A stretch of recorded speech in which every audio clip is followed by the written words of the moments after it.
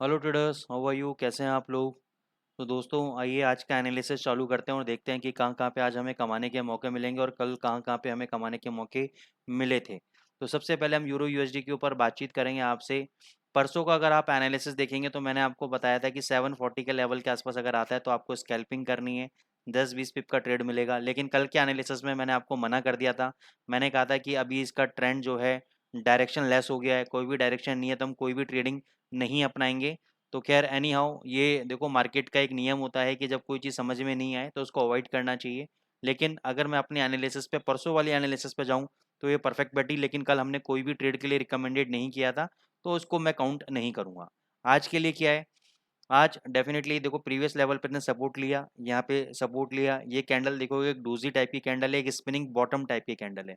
जो लोग spinning bottom को समझते हैं वो जानते होंगे कि स्पिनिंग बॉटम कैंडल अगर सपोर्ट पे बनती है तो एक 10-20 पॉइंट की थोड़ी बहुत बाउंस बैक दे सकती है। क्यों 20 पिप की बाउंस बैक बोली, ज़्यादा की क्यों नहीं बोली? क्योंकि यहाँ से और यहाँ तक का अगर मैं फॉल देखूँ तो कोई बहुत बड़ा फॉल नहीं है, तो इस वजह से बाउंस भी कोई बहुत बड़ा बाउंस नहीं आने वाला है। तो ये चीज़ आपको समझनी पड़ेगी। सपोर्ट लेवल्स को कैसे आइडेंटिफाई करते हैं, इसको सीखने के लिए आप हमारे मेंटरशिप प्रोग्राम के अंदर ज्वाइन करें। जिनको बेसिक सपोर्ट रेजिस्टेंस आता है, जिनको बेसिक टेक्निकल एनालिसिस आता है, उनका हम एक हफ्ते का रिफ्रेशर कोर्स करेंगे। वो रिफ्रेशर कोर्स करने के बाद, एग्जाम लेने के बाद हम उनको मेंटरशिप में अलाउ करेंगे। अगर हमें लगता है कि नहीं उनकी नॉलेज अप टू डेट नहीं है तो उनकी नॉलेज को थोड़ा सा हम अप टू डेट करेंगे और फिर अपने मेंटरशिप के अंदर एनरोल करेंगे। तो जो लोग मेंटरशिप के स्टूडेंट्स हैं वो भली बात ही जानते हैं कि ये सपोर्ट लेवल्स कैसे काम करते हैं, और वो इसी चीज़ को और ज़्यादा पॉलिश कर रहे हैं इस प्रोग्राम के अंदर। ठीक है, तो यहाँ पे आपका सपोर्ट लिया, 20 पे ऊपर गया। अब क्या करना है आपको, अब रेजिस्टेंस लेवल क्या है, देखो जहाँ से सेलिंग मिली थी हमें, ये वाला। अब मैं इतना छोटा रेजिस्टेंस क्यों ले रहा हूँ, 1000 के आसपास आएगा तो मुझे सेल पोजीशन बनानी है। क्योंकि आज कोई बहुत बड़ा डेटा नहीं है, मेन डेटा आपका कल है सीपीआई का डेटा, तो कल आपके बड़े बड़े मूव्स मिलेंगे। आज इतने बड़े मूव्स नहीं मिल सकते, मतलब नहीं मिलने चाहिए। मिल भी जाए कोई बड़ी बात नहीं, लेकिन मेरे हिसाब से नहीं मिलने चाहिए। तो इस लेवल के आसपास हम शॉर्ट पोजीशन बनाएंगे। स्टॉप लॉस 1.1050 का रखेंगे। और आने वाले टाइम में मैं उम्मीद करूंगा कि ये 929 का लेवल भी ब्रेक होगा और ये 9,900 के लेवल को टच करेगा। लेकिन अगर मैं 1.100 के आसपास बेचूंगा, क्योंकि जैसे मैंने कहा मूवमेंट ज़्यादा नहीं है, तो ऑब्वियसली बात है मैं बहुत बड़ी मूवमेंट एक्सपेक्ट नहीं करूंगा। मैं अगर मेरे को 20 से 30 पिप भी जहाँ मिलेगा मैं प्रॉफिट बुक करके बाहर आ जाऊंगा। ठीक है, तो ये यूरो यूएसडी का एनालिसिस हो गया। जीबीपी यूएसडी पे भी हमने कल आपको कोई भी ट्रेड रिकमेंड नहीं किया था, लेकिन व्यू जरूर दिया था। जब ये यहाँ पे आपका 2758 के आसपास चल रहा था कि भाई यहाँ पे आप शॉर्ट पोजीशन 68 के आसपास चल रहा था, सॉरी। तो यहाँ पे मैंने कहा था कि आप शॉर्ट पोजीशन आप बना सकते हो। ठीक है, 2800 का स्टॉप लॉस रहेगा और नीचे आपका ये गिर सकता है। तो कल ये नीचे गिरा, हालांकि मैंने कोई भी ट्रेड रिकमेंडेशन नहीं दिया था, लेकिन व्यू दिया था अपना कि जो चाहें तो शॉर्ट पोजीशन ले सकते हैं, लेकिन मेरी तरफ से कोई ट्रेड रिकमेंडेशन नहीं है। यूएसडी जेपीवाई दिया था मैंने।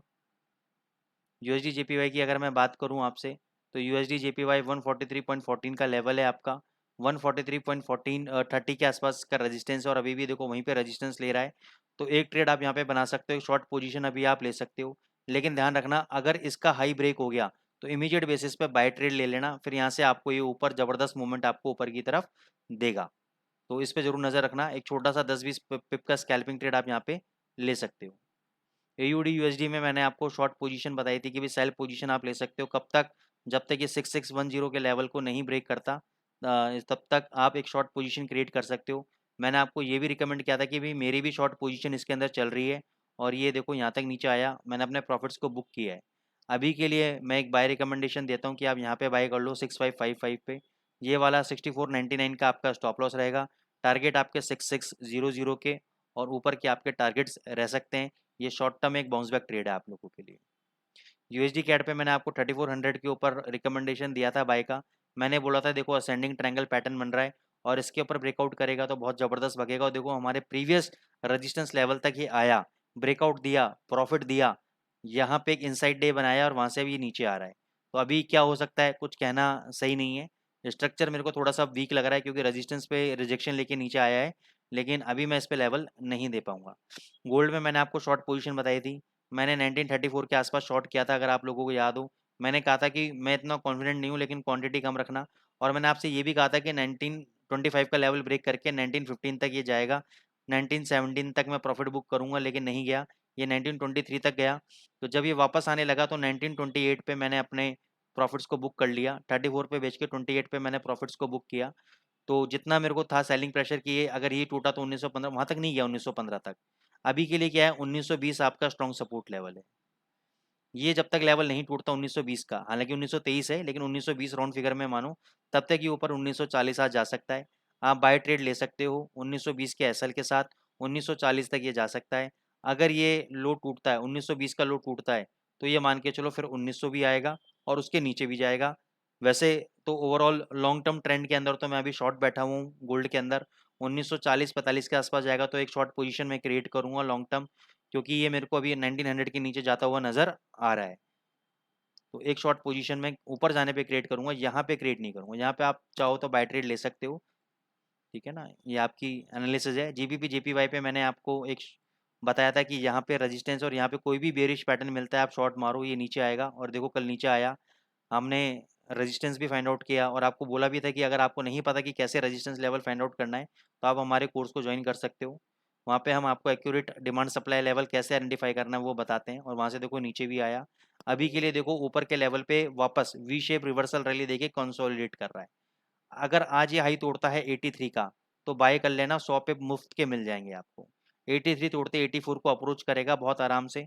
और ये जो बेस लेवल है, मैं दोबारा दिखा देता हूँ, ये जो बेस लेवल यहाँ पे बना रहा है, ये जो साइडवेज मूवमेंट है, इसका जो लो है ये आपका एसएल रहेगा और टारगेट आपका 8400 का रहेगा।